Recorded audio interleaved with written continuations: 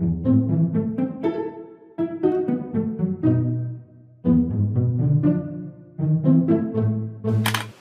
Moussaillon, je suis le capitaine et je vous souhaite la bienvenue à bord, ainsi que la bonne année 2023. J'espère que les fêtes se sont bien passées pour vous et que vous êtes prêts à attaquer la nouvelle année avec moi. Et pour commencer 2023, je vous propose un petit retour en arrière avec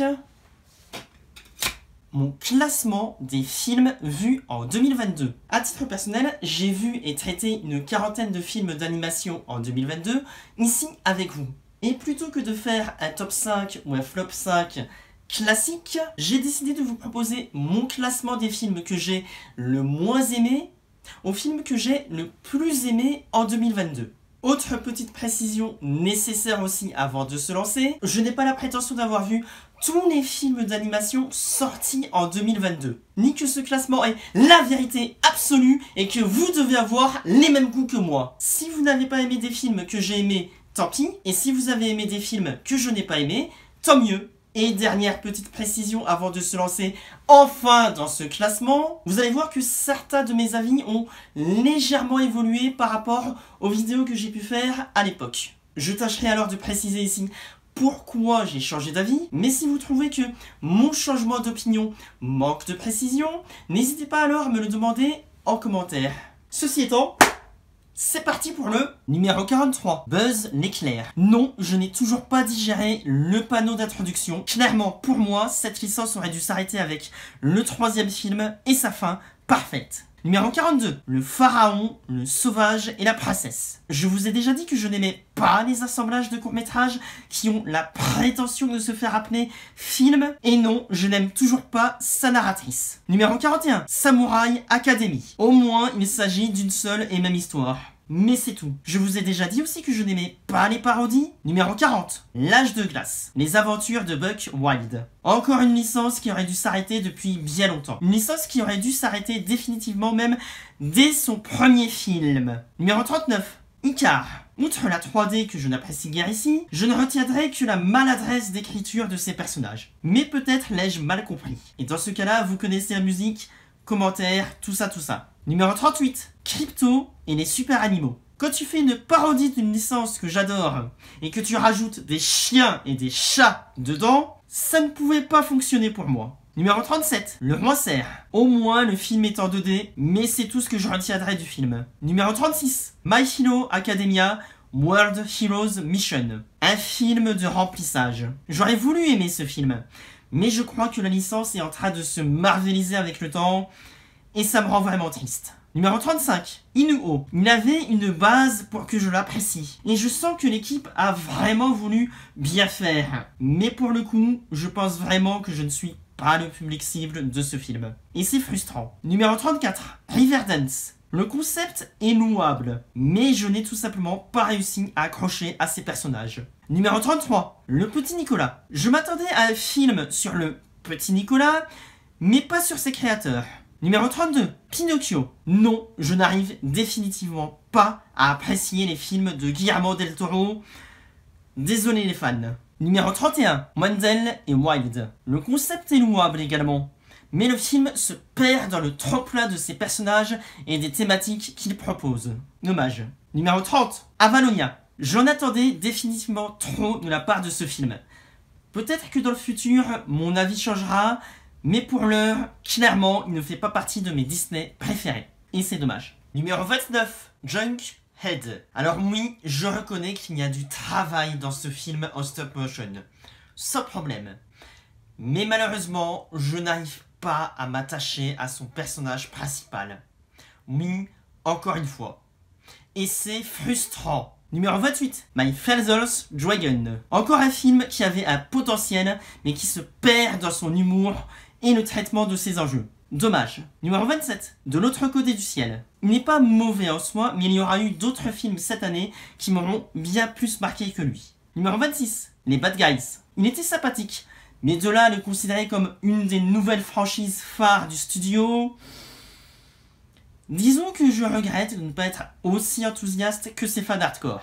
Numéro 25. Tad, l'explorateur et la table d'émeraude. Malgré quelques moments cartoonesques, je garde un bon souvenir de la surprise que j'ai eue devant le traitement des enjeux de ce film. Numéro 24. Hôtel Transylvania 4. Avec le recul, le film a un bon rythme, et même s'il n'est pas clairement le meilleur film de la saga à mes yeux, si un jour je me refais une intégrale, je ne bouderai pas spécialement mon plaisir devant. Surtout maintenant que je sais à quoi m'attendre. Numéro 23. Les secrets de mon père. Je garde un bon souvenir de ce film, mais avec le recul, j'aurais aimé qu'il se lâche plus sur son côté film que sur son côté aspiration de faits réels. Encore une fois, je ne regarde pas un film pour voir un documentaire, mais pour voir une fiction. Numéro 22. Hooper et le hamster des ténèbres. Je garde un très bon souvenir de ce film. Surtout quand je me rappelle qu'à l'époque...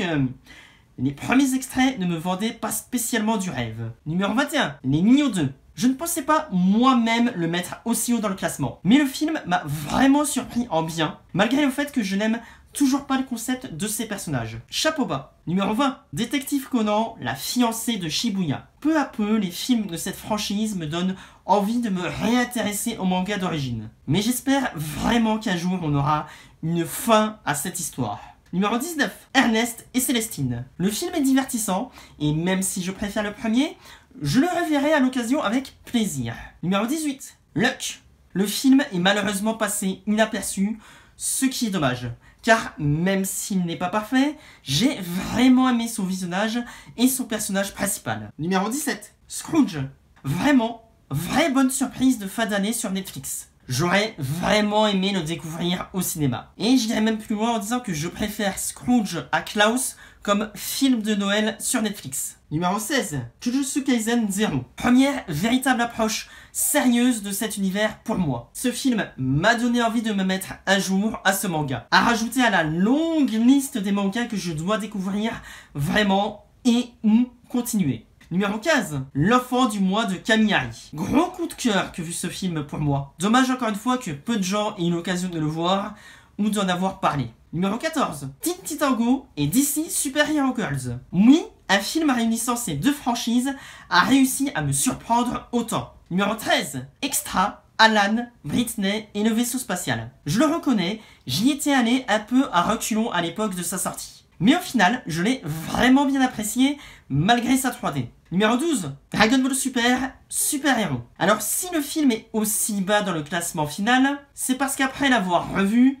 certains défauts m'ont sauté aux yeux, notamment au niveau du scénario, que je n'avais pas vu à l'époque. Et j'aurais vraiment voulu malgré tout le voir en 2D. Numéro 11. White Snake. La grosse claque visuelle que fut ce film. Il faut absolument que je le revoie avec Green Snake dans la foulée. Numéro 10. Alerte rouge. Soit on l'adore, soit on le déteste. À titre personnel, je suis content de l'adorer et de le placer aussi haut dans le classement de mes films préférés Pixar. Il faudra d'ailleurs vraiment un jour que je fasse mon marathon Pixar, moi. Peut-être pour 2023, tiens. Numéro 9. Le monstre des mers.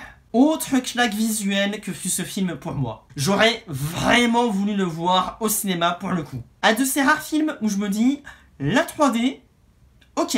Numéro 8, Les Murs Vagabonds. Je suis prêt à parier que si ce film avait été au cinéma et sous l'appellation Ghibli, tout le monde serait allé le voir et aurait crié au génie. Mais nous ne sommes pas sur Terre 2, malheureusement. Numéro 7, Bubble. Encore une autre claque visuelle et émotionnel pour moi cette année. Et encore une fois sur Netflix. Frustration quand tu nous tiens. Numéro 6. One Piece, film Red. Une chose qui me fait pardonner le côté non canon du film, son côté remplissage et certains spectateurs qui n'ont pas aidé à la crédibilité de la communauté, son personnage principal, Uta, et ses chansons. Et non, il n'y en a pas trop. Numéro 5. La chance sourit à Madame Nikuko. Un des films qui m'a le plus touché émotionnellement au cinéma en 2022. Alors qu'il ne partait clairement pas gagnant à la base. Et c'est ça qui est fort. Numéro 4. Sword Art Online, progressive. Aria of a Starless Night. J'aurais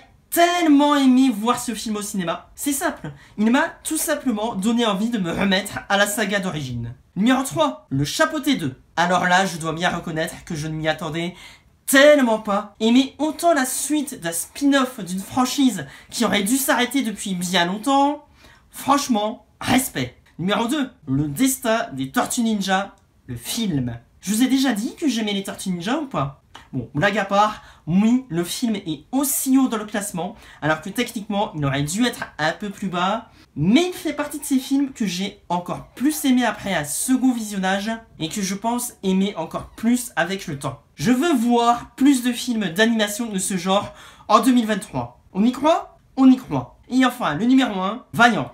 Il n'aurait pas dû être aussi haut dans le classement également. En fait, il devrait être même hors concours, tant les circonstances qui font que j'ai aimé ce film ne sont pas joyeuses. Mais c'est ainsi. Sur Terre 2, il serait probablement dans le top 20, ce qui serait déjà pas si mal. Mais pour l'heure, c'est LE film qui m'aura le plus aidé à avancer en début d'année, et pour ce faire, il mérite clairement sa place dans mon cœur.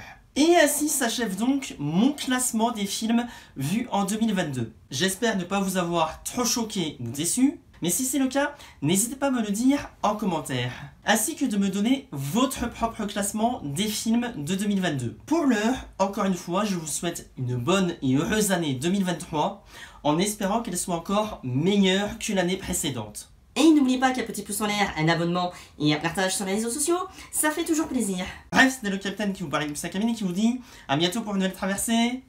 Et n'oubliez pas de garder le cap.